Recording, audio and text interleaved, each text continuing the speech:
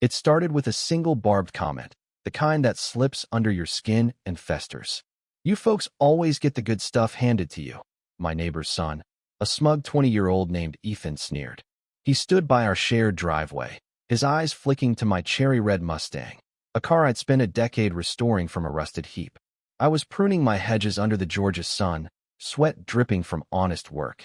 Ethan, clutching a bottle of fancy sparkling water, looked at me like I was a thief who'd stolen something that belonged to his kind. That moment, that venomous jab, was the spark that would ignite a firestorm, exposing a web of corruption and betrayal that would shake our small town to its core. My Mustang wasn't just a car. It was a monument to every late shift, every missed holiday, every callus on my hands from years as a mechanic's son turned county sheriff. I'd bought it at auction, a wreck nobody wanted, and rebuilt it bolt by bolt. To Ethan, it was a shiny toy I couldn't possibly have earned. I didn't respond that day, just gave him a long, hard look that made him flinch before he strutted back to his family's gaudy mansion next door.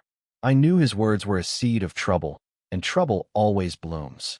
That trouble arrived on a sweltering afternoon. I just returned from a drive in the Mustang, its engine purring as it cooled. Then I saw them. Ethan's sister, Lila, 22, striding from their marble-floored palace like a queen, her designer sundress screaming money. Beside her, a step behind, was her boyfriend, Nate, a preppy catalog model with a trust fund smirk. Lila pointed at me, her manicured nail aimed like a dagger. "You," she snapped, her voice sharp as broken glass. "I need your car keys." I leaned against the Mustang, arms crossed, and blinked. The demand was so absurd it took a moment to register. "I must have misheard," I said, my voice calm but edged with steel. "It sounded like you're demanding my property." Nate stepped forward, puffing his chest. "You heard her," he growled, mimicking tough guy bravado. "She's giving it to me for my birthday. Be smart about this." Lila stamped her foot, her purse bouncing. "It's not a demand. It's a deal. Daddy will write you a check. You can buy a sensible car, something more fitting." The air crackled with their unspoken judgment. Fitting for someone like you. It was Ethan's poison, repackaged as a transaction. Inside, I burned, memories flooding back me childhood, being told I couldn't afford candy despite clutching exact change. My teenage years, stopped by cops for driving a beat-up sedan I'd saved for. But outside, I was stone. "This car isn't for sale," I said flatly. Nate invaded my space, his cologne choking. "Listen, pal," he spat. "Her father runs this town. He can make your life hell if you don't play ball." Lila pouted, her fragility built on owning things and bending people. I stood taller, letting silence speak. They mistook it for fear. They were wrong. This Mustang was my story, forged in grief. 25 years ago, my father, a mechanic, witnessed a rich kid drunk and reckless crash into a family's minivan.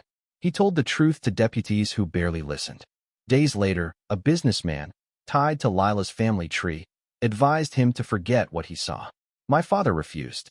A mysterious fire gutted his garage. Insurance weaseled out. We lost everything.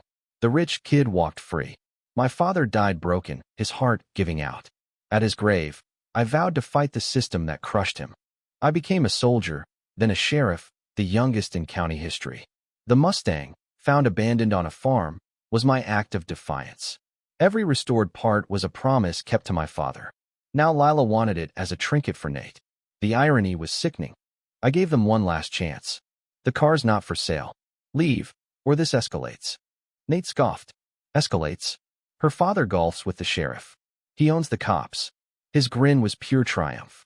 I reached for my badge, slow and deliberate, letting the sun glint off the word sheriff. Silence swallowed them. Nate's smirk collapsed. Lila gasped, sunglasses slipping. "That's fake." Nate whispered, desperate. "I am the sheriff," I said, voice low and final. "And you're trying to coerce an officer. Bad move." Nate exploded, shrieking about Lila's father ruining me. Lila screeched, "Daddy will crush you." Their threats were a gift, confirming the corruption I'd been investigating. For months, my office had tracked a land-grabbing scheme targeting small farmers, mostly minorities. An LLC bought their land cheap after mysterious violations or foreclosures, then flipped it for millions. Lila's father, a developer, was our prime suspect, but evidence was thin. Until now. As Nate ranted, I saw Ethan in their doorway, pale with terror, not looking at me, but at Lila and Nate. He knew something bigger. My phone buzzed a tip from my anonymous line. Ledgers in the father's study safe, behind a ship painting, code his anniversary. I glanced at Ethan. He'd sent it, minutes ago, from inside. I radioed dispatch, voice like iron. Active crime scene. Need units and a warrant for 112 Willow Lane. Suspects in fraud, coercion, and bribery. Sirens wailed, closing in. Lila's mother, Vivian, emerged from a sleek sedan, a blonde ice queen in a white pantsuit. She surveyed us like a hawk, then offered a bribe, smooth as silk. Name your price. My husband funds the police ball. Let's be friends. Her threat was clear. Cross us and suffer. I ignored her, leading deputies to the study. Behind the painting, the safe opened, revealing ledgers and drives detailing the land scheme names, bribes, timelines. It was damning. Outside, chaos erupted. Nate, cuffed, betrayed Lila's father, spilling details. News crews swarmed, torching the family's image. The father, Harold, arrived, roaring until he saw Ethan and the ledger in my hand. He lunged at his son, but we restrained him. Ethan stood tall, his silence a confession. The family crumbled. Harold faced federal charges. Nate took a plea. Lila and Vivian became pariahs, their mansion seized. Ethan, the informant, had acted from guilt. His grandfather, a farmer, was ruined by Harold, his own father. Ethan found the truth and, in a moment of clarity, exposed everything. He testified, lost his family, and vanished to start anew. I drove my Mustang that night, its roar a tribute to my father and the justice served. 6 months later, the town healed, but Vivian struck back. Released on bail, she vanished, then sent a message. My Mustang, gutted with surgical precision concrete in the engine, wires snipped, a white rose on a velvet pillow. I confronted her in her city penthouse, where she confessed. She'd orchestrated everything, using Ethan to frame Harold, her disposable husband. Ethan's overzealous betrayal was her only misstep. She'd played me, the town, everyone. I found Ethan, hiding in a motel, broken. He'd thought he could redeem the family, but Vivian disowned him. That night, her mercenaries attacked my home. I fought back, subduing them. One confessed her plan. On a pier, I faced her, offering a deal.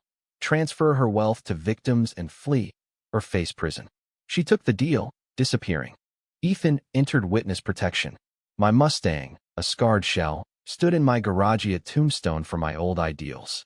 Justice won, but at a cost. The system I trusted was flawed, bending to money and power. Yet I kept my vow piece by piece. What do you think? Was my deal with Vivian justice, or a compromise too far? How do you face violence and injustice in your life? Share your thoughts in the comments, take a stand, and let's discuss.